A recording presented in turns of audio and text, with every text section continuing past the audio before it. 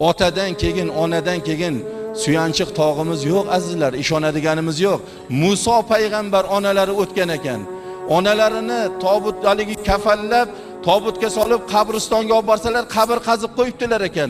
Muso alayhisalom kecha ona uyimda farishtam bo'lib o'tirgan, oppoq libosda duogo'yim bo'lgan mehribonim onamni endi shu qabrga qo'yamanmi deb, onalarini qabrlariga bag'rilariga bosib hushlardan ketib qolgan ekan. Bir qancha vaqtdan keyin o'zlariga kelibdilar. Onamni ko'mishim kerak, ahli farzandlik burchim. Onalarini ko'mibdilar. Tavrotdan tilovatlar qilib, duo qilib, shunda qabristondan chiqsalar, Xudoy taolodan vahiy kelgan ekan. Ey Muso, bugundan boshlab o'zingizni ehtiyot qiling degan ekan. Ey Parvardigor, sen bilan ko'p gaplashdim. Xo'p gaplashdim. Bir marta shu gapimiz orasida o'zingizni ehtiyot qiling demagan eding. Nima uchun aynan onam o'lgan kuni o'zingizni ehtiyot qiling deyapsan Parvardigor degan ekan.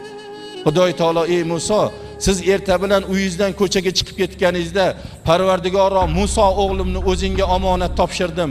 Shikastlardan asragin, yo'ldagi ofatlardan, yomonlardan asragin, bag'rimga salomat keltirgin deb duo qiladigan duogo'yiz bor edi. Uyga kelganingizda, keldingmi bola, mana buni ichib ol, mana buni yeb ol deb sizga mehribon onangiz bor edi.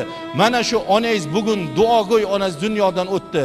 Mana shu duo sababidan sizni ko'p shikastlardan saqlayatdim.